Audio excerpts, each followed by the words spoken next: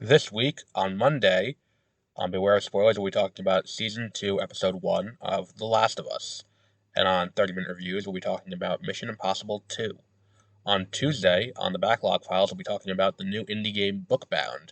On Wednesday, on Beware of Spoilers, we'll be talking about Daredevil Born Again, the Season 1 finale. On Thursday, also on Beware of Spoilers, we'll be talking about the new movie Sinners with Michael B. Jordan, directed by Ryan Coogler. And on Sunday, we'll be rounding out the week with Season 2, Episode 2 of the revival on Disney Plus of Doctor Who, also on Beware of Spoilers. As always, you can keep track of our schedule on mwpnews.com.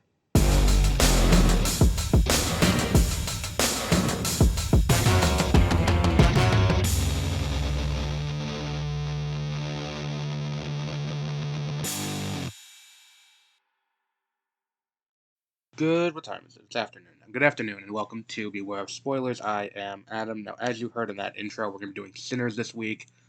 Not today, though, or not, obviously not today, it's not out yet. Not Thursday. We're going to do it Friday.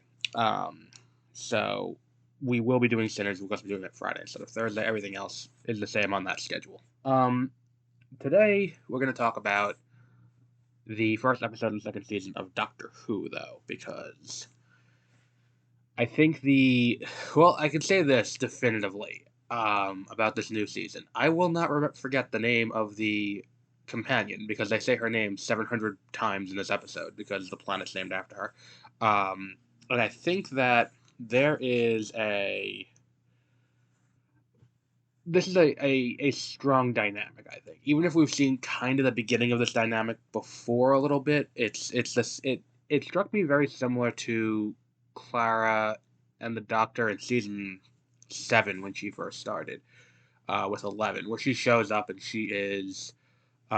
We see her a few times, and she's being forced through this plot line, and why is she there? Oh, she was in the Doctor's timeline, and that's why she's showing up everywhere. And it's an interesting approach, I think. Where this idea that we're gonna have this stand with this character because we previously saw her with Monday with her name, or Mundy Flynn when she showed up in season 1 in the episode Boom, and this idea where okay, we've seen this character before, we've seen a descendant of this character, we've seen another iteration of this character. How does that play in the current in that space? How does that work? And it's a good question.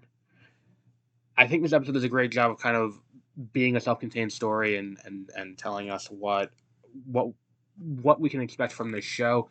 The dynamic between Belinda and the Doctor is great because I think that one of the things that kind of happens a lot is that we get this dynamic with the Doctor where it's like you have this girl who's being told all of these outlandish things, and she just kind of is like, okay, yeah, let's go along with it. This sounds real. I think that giving her this is weird. This is a very weird situation. I don't trust this. Grounds her in a way that we haven't really seen in the past. I mean, granted, I haven't seen a good amount of the more recent seasons. Like I kind of cut off around season 8 when Peter Capaldi started, and it's kind of that same issue where it's like these are very weird situations to put these characters in and then just have them go along with it. And it is a bit of suspension of disbelief. But now putting this character here and giving her the space to make that choice is an important one. And I think they do a great job of giving her some autonomy in that. All she wants to do is go home. That's all she wants to do. And I think that's a really good place to put that character. Now, the rest of the episode, I do like the aesthetic of the planet that they go to. It's a very, I do love a nice, what's the one I'm looking for here? Retro-futuristic vibe. I do like the way that looks, and I think they do a great job of really building that. It looks very Buck Rogers, like the way the robots are and the spaceships and all of that. Setting it in the backdrop of this revolution, I think they don't really play enough with that. And I think that it is kind of maybe one of the constraints of the time frame that they have to tell the story in the episode. This idea that like we only have 40 minutes, give or take. So let's just get get as much as we can out. And this is a very character driven moment where it's all about Belinda coming to terms with the situation she's in, and then making the choice not to want to be the companion. Um, I think that's an interesting way to tell that, but at the same time, the issue of the robots taking over and the time loop aspect of it gets pushed off into later down the line. Now they're going to explore it later on in the season, because we are in the situation where it's like, oh, we see this, the world's destroyed later on in the later on in the episode. So what happens, there? How does that work? Um, I think it's interesting though. I think they do some really unique things here, especially for a show that's gone on this long. Now, again, I haven't really watched a lot of the older stuff. I just see or a lot of the really new stuff. Um, but I think they do a good job of kind of laying out how this is going to be a departure from what we've seen in the past. And I think that does really breathe some fresh air into this show in a way that I don't want to say last season was stale.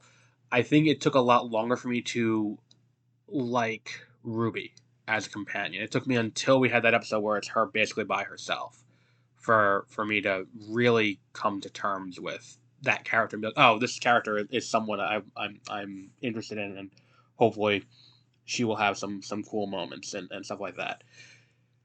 Now, will this be the same thing? It's we'll have to wait and see. Will this manage to hit that same that same mark on a weekly basis? And I think that Belinda's already off to a better start than what's it called. She's off to a better start than what's her name than Ruby was. But I think very early on, I found the dynamic between Ruby and the Doctor annoying, and I think the smart move. This is probably what they should have done from the beginning. The smart move was to have him be with someone who's at odds, because the two of them are just so bubbly and gregarious and all of that the two of them kind of playing off each other just augments the situation and makes it feel weird.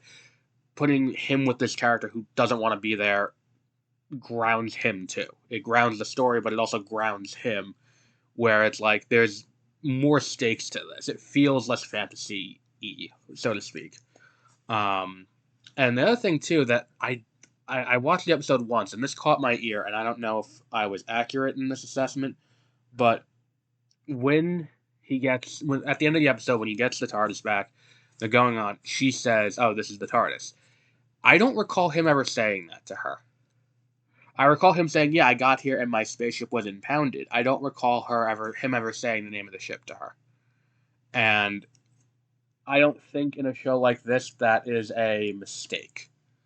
Um, Especially when we've been clearly building this other story where we have that older woman whose name I'm forgetting who appeared at the end of last season. Um, Her showing up in the beginning here, I think tells me I'm gonna stick with my theory on that. Like my theory is still that like we have these godlike characters that have been showing up between the maestro and the toy maker and all of that. Now next week we're gonna have someone who's doing something with animation. Um, in an episode that looks kind of cool based on the bit that's there that they showed at the end. Like I think that this character is gonna be the writer. She's breaking the fourth wall. She exists outside of that. I think that this is going to be, she's going to be the manifestation of the writer. I think that's the smartest way for this show to handle. Who does he fight? He fights the forces behind his creation, and it's an interesting way to go. But we'll have to see. You can hear all about what we're doing for the rest of the week at the beginning of the show, and we will be next up tomorrow morning for tomorrow afternoon for The Last of Us Season 2, Episode 1. Because there's not enough depressing shit happening in real life. We gotta go watch that now. So, yeah. So we'll be wrapping up there for today. And until our next episode, have a great rest of your week.